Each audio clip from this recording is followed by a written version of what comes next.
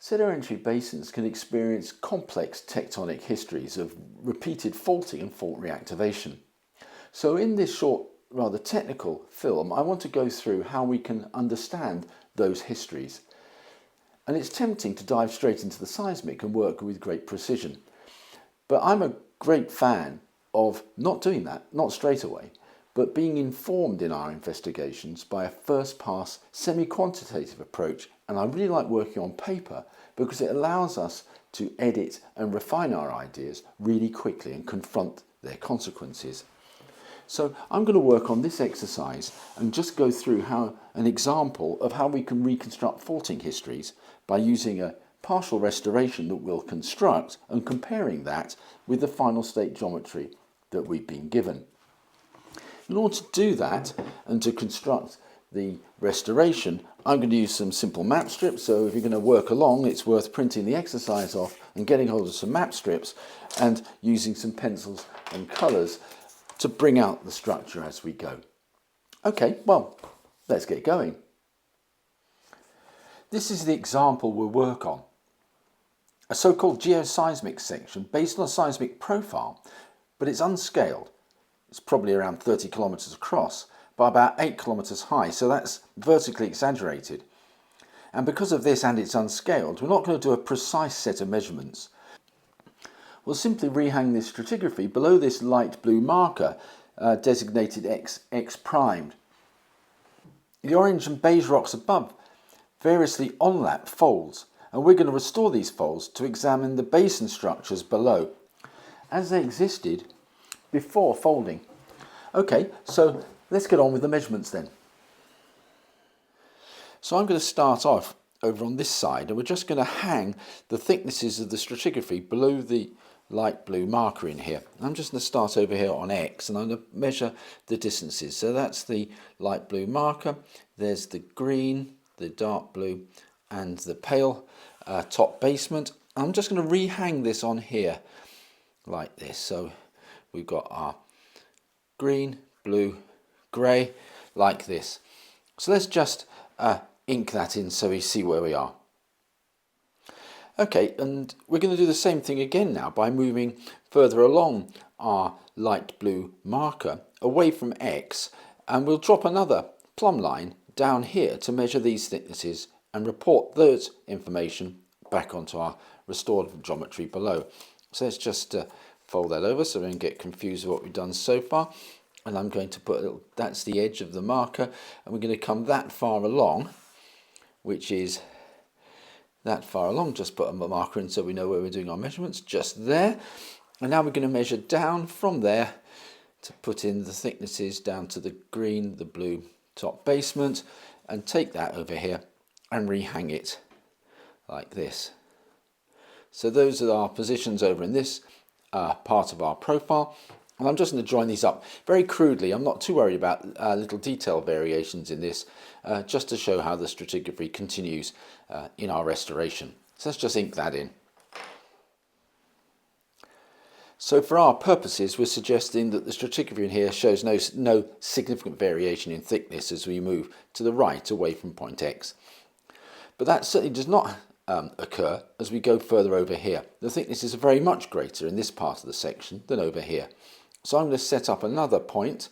Let's put a point in here. Okay, and I'll just avoid mixing up the earlier data. And we're about this far along, and we'll measure in from X to there. So that's that point on our restoration. And now we're just going to hang our stratigraphy below it.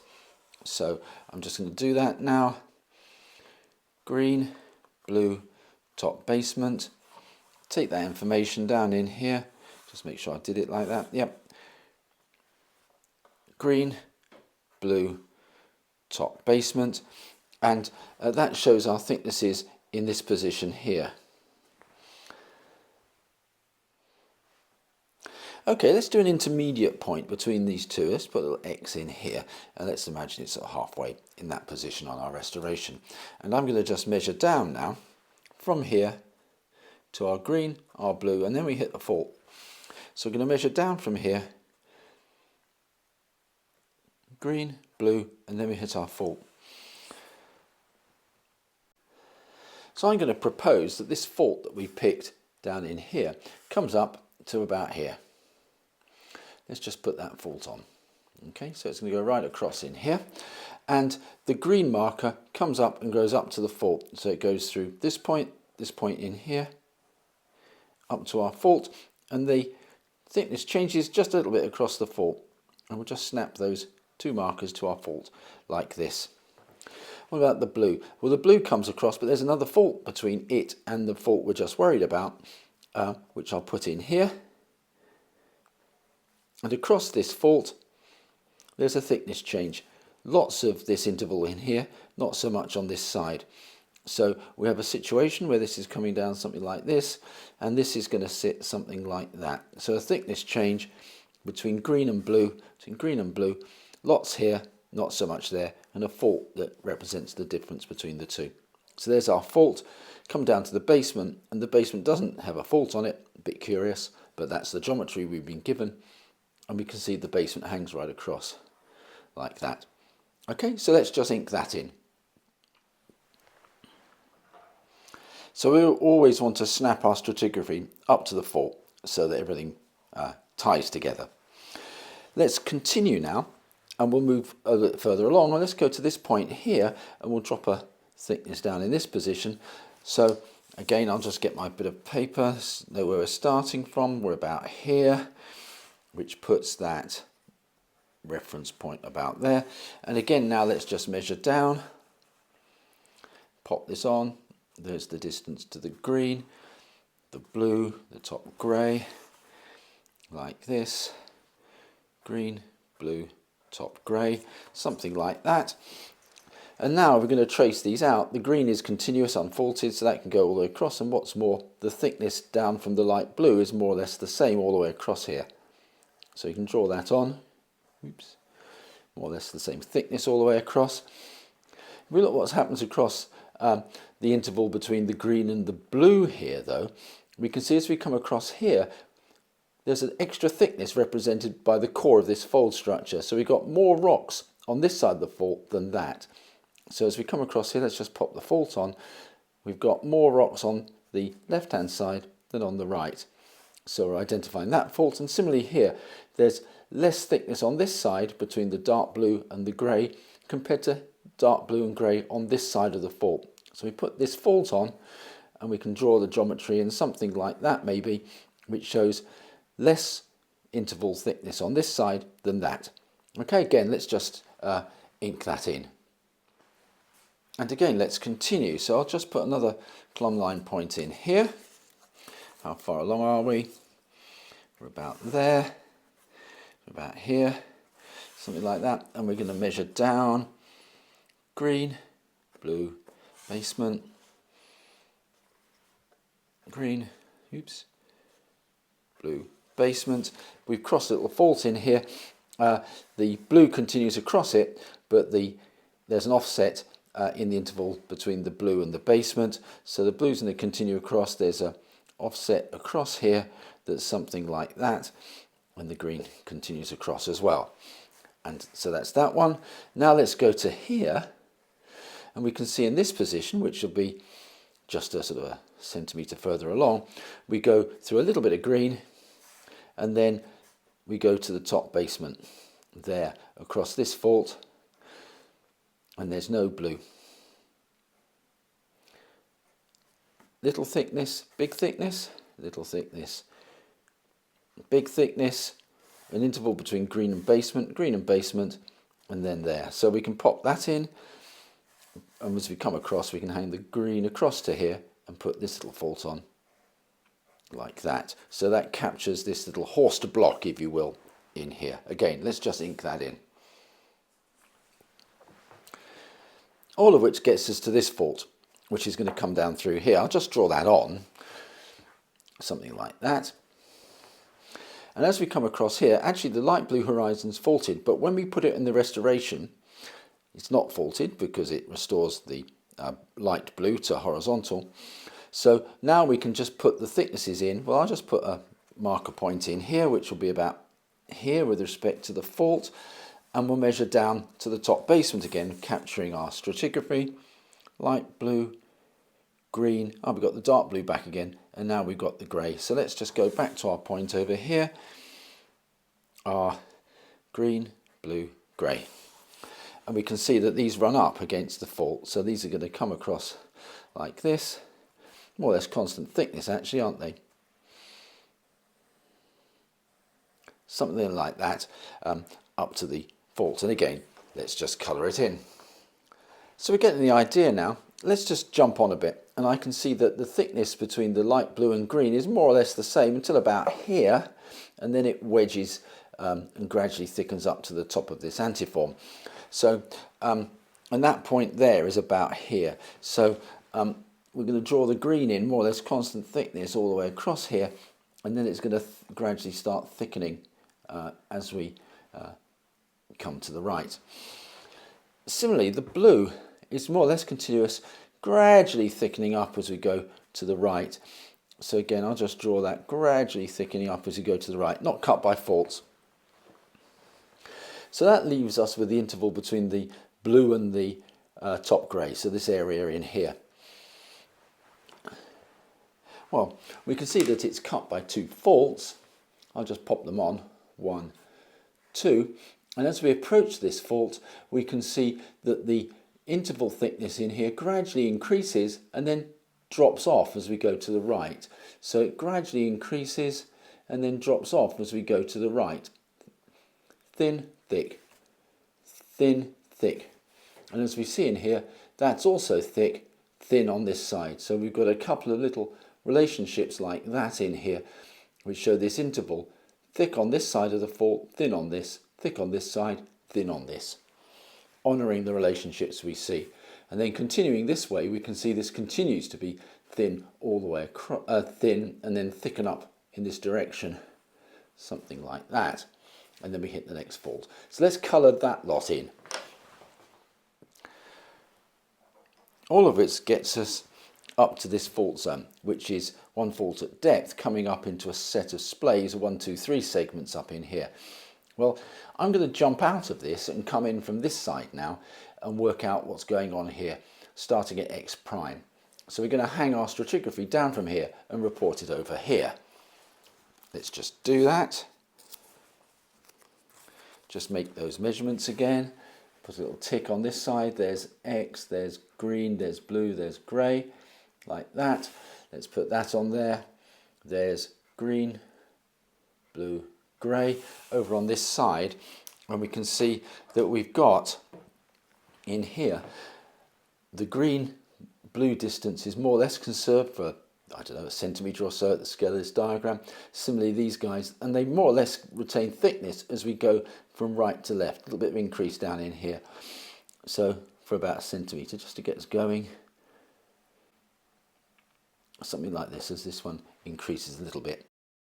And then we hit a fault, like this, which shows this change in thickness across it. So it's a normal fault system. And I'm just going to cartoon it on. Okay, so we have a fault system that comes down here, which has the basement offset, and we've got a splay, 1, 2 splays, 1,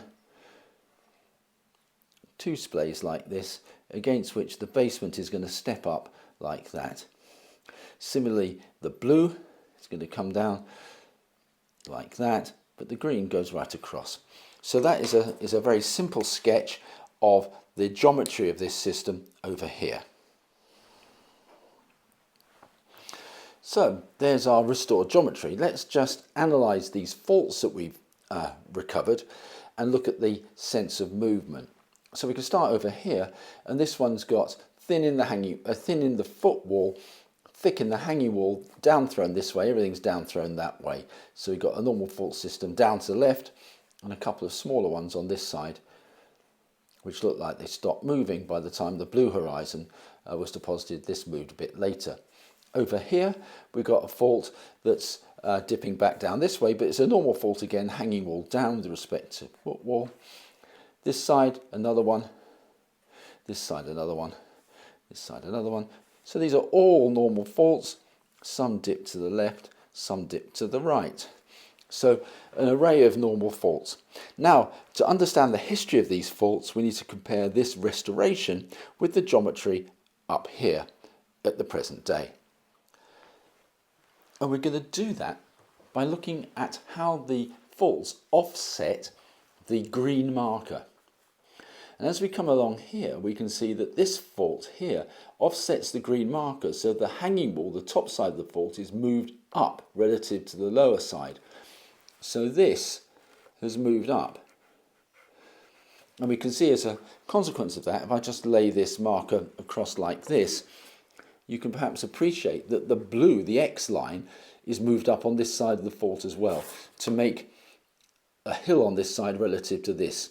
So those are behaviours that say this fault has moved as a thrust, but it started life as a normal fault, and indeed it still has a normal offset at depth, the top of the basement. So this is actually an inverted or reactivated normal fault. Starts life as a normal fault, and then the hanging wall is pushed up so that up here it shows contractional offsets, but we've still got net extension down in here.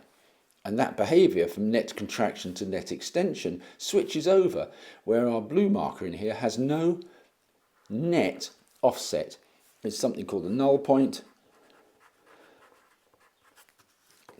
which is where there's no net offset. Above it, contraction, below it, extension. Let's keep coming across. This fault here only shows normal faults generated in this earlier stage. Come across to here, and this fault starts life as a normal fault, still has normal offset at depth, but here the fault has no net offset. That's a null point. The fault continues, but the green marker on this side has been pushed up relative to this, so it makes an antiform in what would be the hanging wall area of the fault. So this fault has indeed moved as a thrust. Started life as a normal fault, so it's another example of a reactivated fault system. Let's keep going. Normal fault, that's still not offset, that's still normal, that's still normal, that's still normal. This one here, it's a normal fault, and it's moved twice, so this normal fault has moved again to offset the blue marker. So this is a normal fault, and you could perhaps put it as a double action normal fault. Keep coming across. This one is still a normal fault. What about this one? Aha! Well, this is a normal fault at depth, but again, the blue marker in here and the green and this light blue have pushed up on this side relative to that. They're sitting higher than they ought to be, say, compared to what's happening on this fault. So this has moved a bit as a thrust fault. Started life as a normal fault. That's not really a null point, that's a tip, the end point of the fault. So that's a tip point, the end of the fault. Let's keep coming along, and this structure in here, again you can see the blue and green are up high compared to their position on the footwall of this fault zone. So that's a moving as a thrust, but it started life as a normal fault, so it's an inverted normal fault system in here. So that's a really quick way of using a simple restoration to reconstruct the thicknesses of the unit to identify the sites of former normal faults, some of which have been reactivated under contractional tectonics. So this area has been compressed or inverted. What was a basin area has now been pushed up to make a hill, most dramatically in this example here, where this basin fill has been pushed right back up to make a hill, so that the younger sediments can onlap it in there. So that's a quick illustration of how we can construct a partial restoration to show the rift geometry and then explore how that rift geometry has been taken to the present day through the reactivation of some of the normal faults. And the key point is actually it's only some of the normal faults. The basin bounding faults at the margins of our section have reactivated, along with one or two others, but many other normal faults have not reactivated. And that's a rough and ready approach to quickly understand and recognise reactivation within a sedimentary basin. And we can use these fast approaches, which you can see just take a few minutes, to inform any more precise approaches we might want to take.